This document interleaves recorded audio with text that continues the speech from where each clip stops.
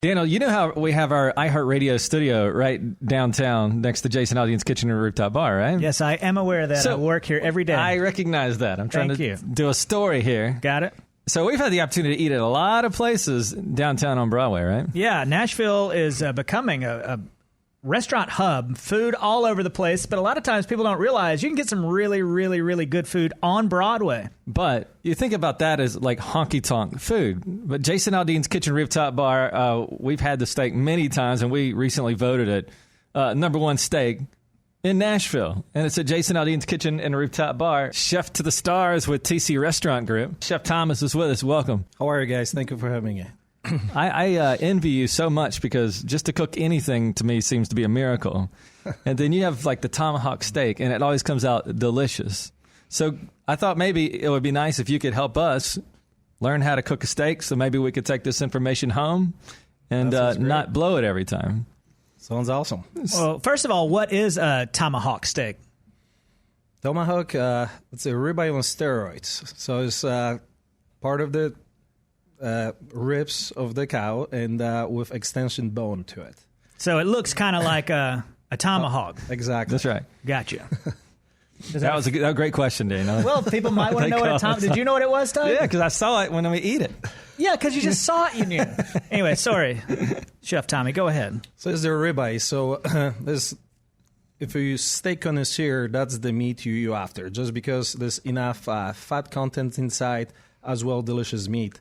You're cooking a little bit longer, and the fat is just getting inside the meat to make the steak juicy and delicious and have a lot of flavors. So when a lady goes to the store and they're looking at steaks, what are we looking for, regardless of type?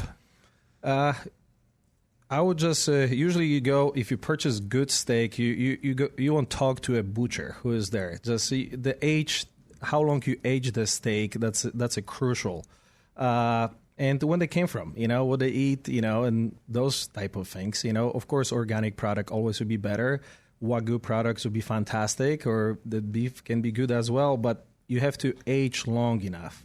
So the freshness of the ingredients and when they come from. And why is it important to age, and what is sort of that window you want to be in when you're looking at how long it's aged? The age we're looking for, like the minimum 28 days. The age they give you... the meat, the juices, the crispness, the flavor, and they won't be as tough.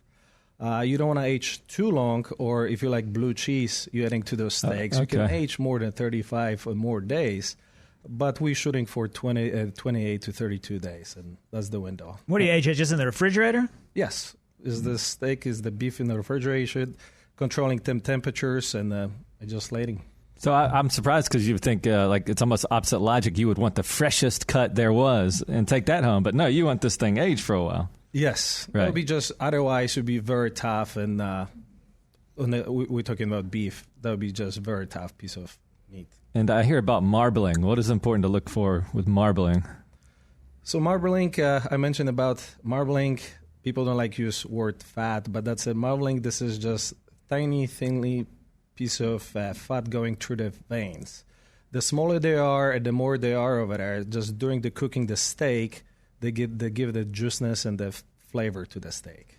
So that's what we're looking for, a little aged, a little marbling. Yes, and I recommend local, recommend, what they eat. So usually just eat grass. We were laughing, just cow supposed to eat grass, but that's not the case. Most cases is corn. So that depends what they feed on. That's the flavor of the beef.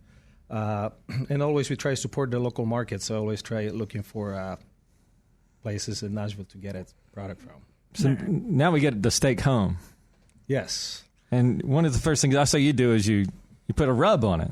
Yeah, so before grilling, I always recommend if you're cooking the steak, try keeping the room temperature for an hour before you grill. Don't take straight up from the cooler straight up on a grill. Depends how thick it is. If this is thicker steak and we're serious about tomahawk over here, 32 ounces is pretty thick steak. When you put on a grill right away, the fat doesn't have chance to melt inside. It's just solid. So you're going to burn the steak outside. It's going to be raw inside, very rubber and chewy. So hour before grilling, leave it in a room temperature, ready to rest.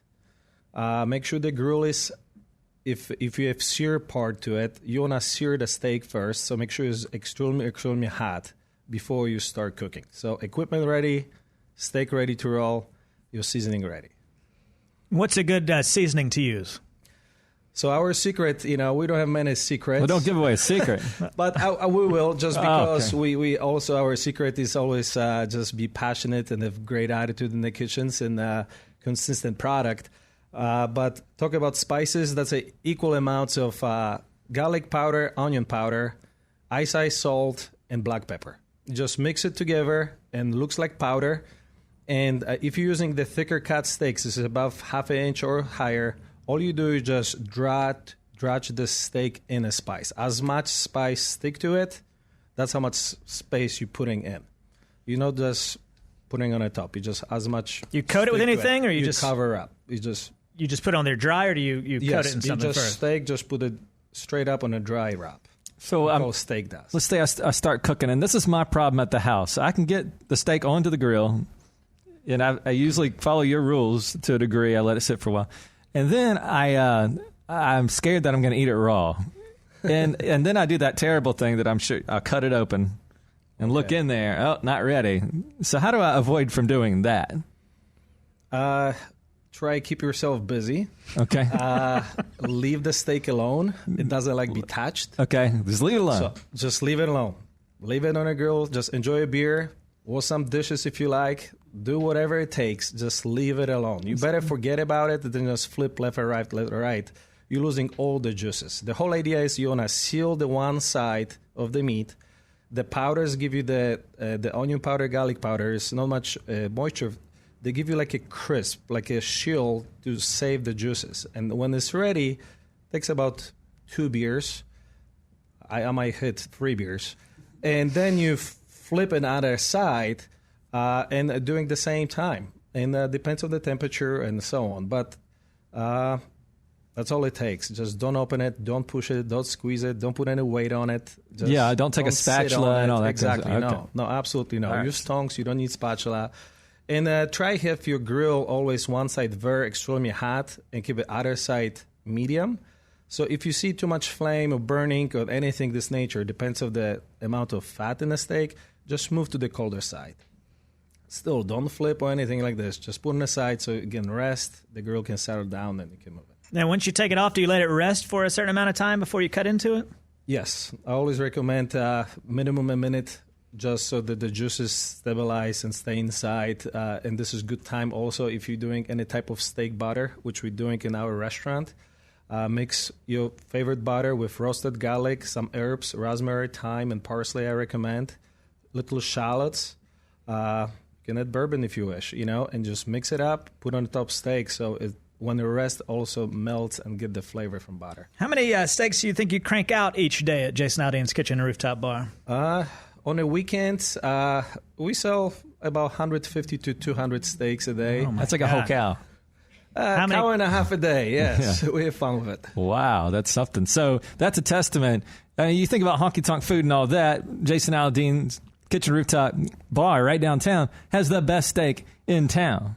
And so you can come by, see if what he's telling us that he practices really does make for a great steak if we did this at home, and I think you will agree.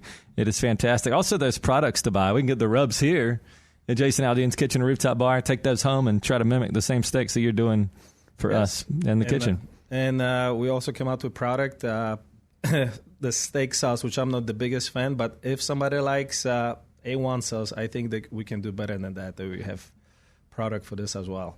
Okay. Well, Chef Tomasz, we appreciate it, man. Also, the prices down here at Jason Aldean's Kitchen Rooftop Bar, you get a premium steak, which we think is the best in town, for like half of what it is at some of these other it's a great deal. Houses. You got the tomahawk ribeye here. If you want something a little smaller, you have a filet here. Yes, we have filet mignon as well. And how do you, is it prepared kind of the same way, or what are the differences? It's very similar. The filet mignon, we have to remember there's no fat to it. So you never want to overcook it. It's just going to be jerky, and you can save a lot of money just buying jerky in the gas station. So the grill has to be extremely hot, and you sear it both sides, and you really just eat medium rare. The whole idea with filet mignon is the temperature. The grill has to be extremely, extremely hot. both sides, ready to rest. Just because not much fat in it, we're doing over here bourbon demi-glace, little bit sauce just to give it more juiceness to the steak. Do you still use the beer timer for that? Is it like half a beer to turn one of those, or? I would say this almost the same time. Okay. It depends because we cut it is twice thicker. We have 2 inches tall.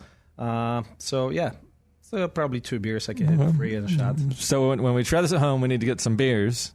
Yes, that's and some steaks. Of course. All right. By the way, we've all seen the menu here at Jason Aldean's Kitchen and Rooftop Bar. Are these actually his family recipes? Yes, most of them are, but Jason, other dishes who are not her family, he was here cooking with us, ate every single dish, and approved to. So he actually got in the kitchen with you, and I was cooking. He was tasting, but we were in the kitchen, yes. But he was helping you out. And what is his favorite dessert here? Peach cobbler, and that's no doubt about it. That's his mom recipe. That's one of the recipes we got. I still have in our office. Is handwritten her recipe from long time ago. And, so this is actually her recipe now. It's not something you just made up. No, and she was here. She was eating it, and approved it that we duplicate the recipe because we have to combine this for 2 people recipe to be able to serve 20 people every 5 minutes. Right. So we have to tweak it just for the quantities purposes, but it's her recipes. So some of Jason Aldean's favorite food in the world, and you can taste what he likes at Jason Aldean's Kitchen Rooftop Bar. That's right. Well, thank you, Chef Tommy. Thank you so much.